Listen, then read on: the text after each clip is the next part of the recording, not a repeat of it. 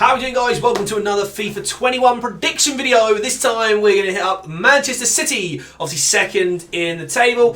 Yeah, disappointing season from them, obviously, to be so far behind Liverpool, but nevertheless, they still have a very good team.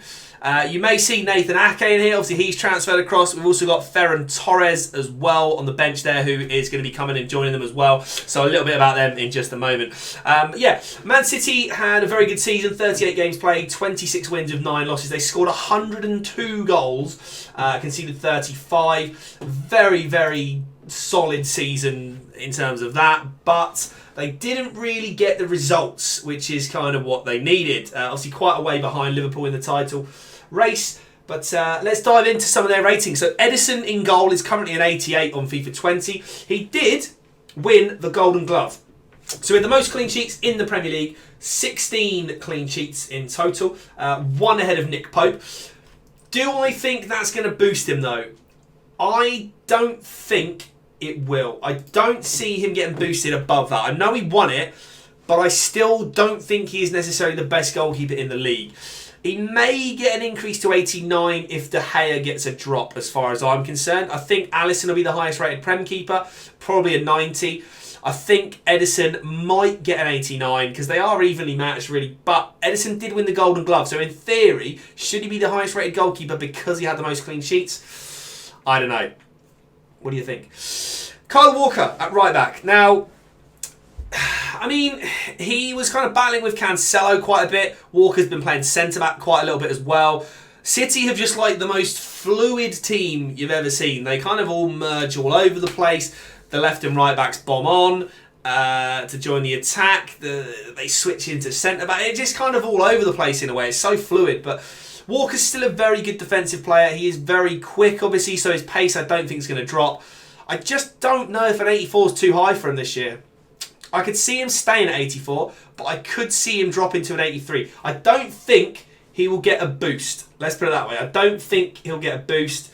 There's not really any stats where he's top 3 at all. Clearances, he's got 35. He was third for Man City.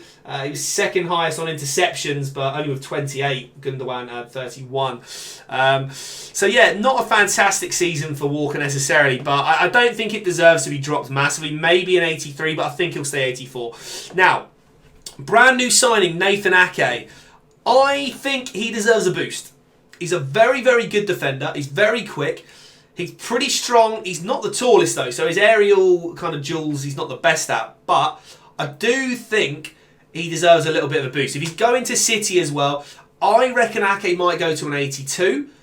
I can't see him going any higher than that. Genuinely can't see him going any higher than an 82. If he has a good season, maybe the season after we'll see him in the 84, 85 plus region. But I don't see him going too much higher than that. But I think an 82 would probably be fair for him. He had a good season at Bournemouth, obviously, who did get relegated. They did struggle. But I think without Ake, they would have been way, way, way further off where they ended up. On to Laporte. Now, he spent quite a lot of the season injured, I believe. Again, didn't really do too much on any of the stats. Not really seeing him on anything, to be honest, popping up. So he's kind of, I feel like an 87 might be a bit too high rated. He's a very good ball-playing defender. I don't know, I think maybe we'll see him drop to an 86, maybe even an 85. I don't think I see him getting boosted above that. I mean, I'm not a Man City, I'm a Reading fan myself, so I don't really watch these guys week in, week out. I do sort of tend to keep up on the highlights and some of the stats, but I don't ever recall him being like the best player on the park. I know it's hard with Man City, but he's a very solid ball-playing defender. He is good defensively. I just can't see him getting boosted. I don't know that 87 is a justified rating, but we'll see. Mendy at left-back. I think Mendy's a weird one because when he first came over, everyone was like, oh, he's going to be incredible. Obviously, he suffered a lot of injuries. That kind of set him back quite a bit. He is a good player. I think 80's maybe a bit low, but I still don't think he's done enough to, say, get an 83 or an 84 for sure. Does he deserve to be an 81, maybe an 82? I'm not sure. I just don't think he deserves to go that high up, to be honest. But I could see maybe a slight increase, maybe an 81 for Mendy at left back. Now we go into the midfield. Now, Fernandinho was playing centre-back a lot this year. Will he go down as a centre-back on FIFA 21? That is yet to be decided. If he does go into midfield, though, again, I still don't think an 87, I don't think that's going to be justified for him this season after his performances this year. Did score a couple of goals. I mean, he's got the most aerial battles, 1 at 74. Other than that, though, really doesn't do too much. He had the most red cards with 2. Joint second on yellow cards with 7. I mean, he didn't really do anything crazy. He's got the most clearances for them. So, like you say, he played in centre-back for most of the season. I can see him getting dropped to possibly an 85 because, I don't know, I just don't think he was playing out of position all season. I think it'd be unfair for him to get a big decrease, but I just don't think centre-back is the best position for him. So maybe an 85, but he'll be lucky to hold on to an 87, let's put it that way. I think maybe 86. I think he'll get dropped by something. Rodri. Now, Rodri actually had a fairly good season for stats. He was quite good. Most amount of passes by Man City player by 357. He had 2,579. He was second on the leaderboard for the on the stat trackers for passes, just behind Van Dijk by quite a way in the end, but by about 700. He did very well with his passing, obviously. Tackles, he had 50, joint most actually with Fernandinho, who did have the joint highest tackles. Aerial battles won, he was third for Man City. What else did he have? He did have the most yellow cards, so his aggression could go up. His physical and defending could go up quite a bit for a CDM. Don't think we'll see his shooting go up too much. Didn't really do much in terms of informs and that from last year, so I don't know they'll get a big boost. I would personally give him a +1 to 86. I don't know that his pace and shooting will go up a lot, but I think his defence and physical will go up purely by the stats on the Premier League website.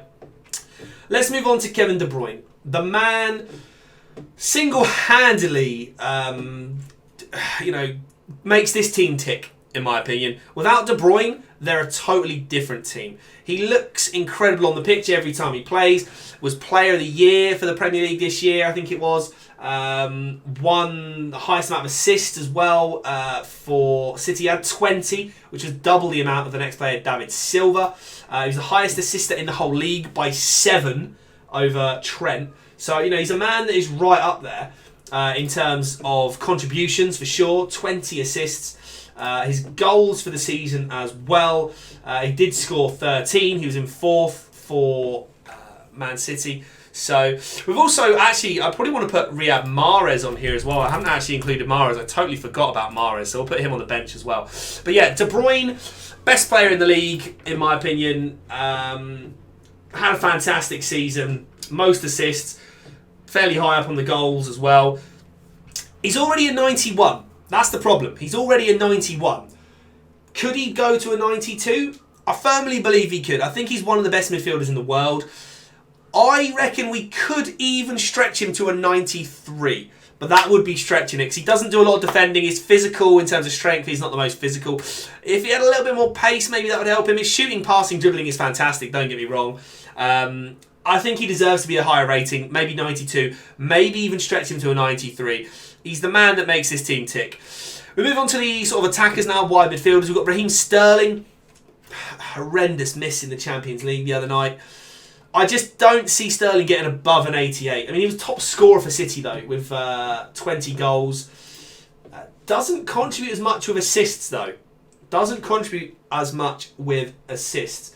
Raheem Sterling, just the 1 assist this year in the Premier League. 1 assist. 20 goals, yes, but 1 assist. Not ideal. 99 shots he had as well.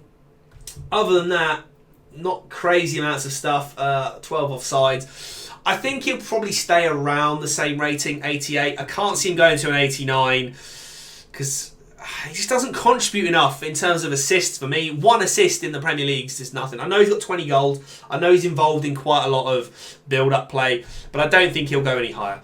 Bernardo Silva we go to next. Again, 87's a very high rating. 7 assists, so he's a long way off the rest of them. 7 assists. Bernardo Silva also chipping in with 6 goals, so 13 contributions for the season. I don't think he deserves to go to an 88. I think if you put it down to that, Sterling is better. So with me saying Sterling staying at 88, I think Silva should stay as an 87. I can't see him going any higher than that, personally. We go to Aguero now. 16 goals, pretty good. A bit of a lackluster season for him in a way. He did only get 3 assists as well. In the goal scoring tally, he was actually quite far down in the whole of the Premier League, actually. Sergio Aguero, 11th on the list, 16 goals. Only 11th on the list. Not ideal. Not many contributions. A bit of a quiet season for him, really. I know City weren't sort of firing on all cylinders. They did score a lot of goals, but they were sort of contributed by a lot of different players. Had a few injuries as well, I think he had this season. He's still a world-class striker, arguably one of Man City's best players. With De Bruyne getting boosted, I don't think Aguero deserves a boost this year. I don't know if he'll drop to an 88, but I would say he's going to maybe lose a rating this year. Just because he didn't score as many goals, wasn't up right at the top challenging for the Golden Boot, didn't chip in with many assists. I think an 88 would be fair for him, but I still think he's a world-class player. Let's go to the bench. So look at Ferran Torres, who came in from Valencia. I've got some stats on him. He played 34 times in La Liga, 4 goals, 5 assists. Not amazing, 9 contributions. Champions League, though, 6 Champions League appearances, 2 goals and 2 assists, which isn't so bad when you look at that compared to the league. He did play 3 games in the Copa del Rey, got an assist.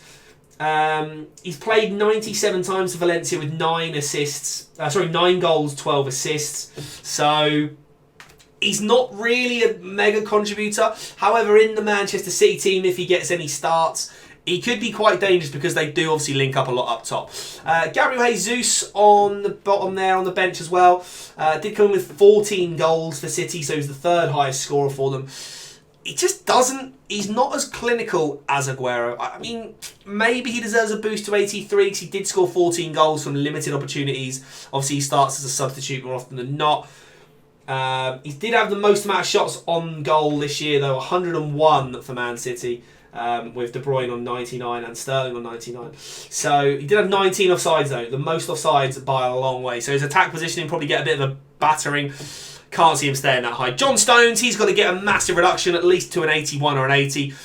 Just isn't the player that he was when he was at Everton, to be totally honest, and maybe the first season at City. But yeah, I don't know. I don't think he'll stay at an 83, but let me know what you guys think. Mahrez had a great season in my opinion. 9 assists he got, which was fairly good. 11 assists as well. So you're looking at 20 contributions, which is pretty good. 3rd for the assists for them. He did get 2nd in the offside table with 13 though. So I don't know. He's a fantastic player. He's got great skill, great talent. I would potentially boost him to an 85. I don't think he deserves a big rating boost because he's not on the same level as like Sterling, for example. Maybe you'd reduce Silva to an 86, Mahrez 86, but I don't think Mahrez will go up by too much. Let me know what you guys think of my Man City predictions. It's quite a tough one to gauge because they didn't have the best season by their standards. Do leave a thumbs up if you enjoyed the video. Do subscribe if you're new, and I'll see you next time for another ratings video.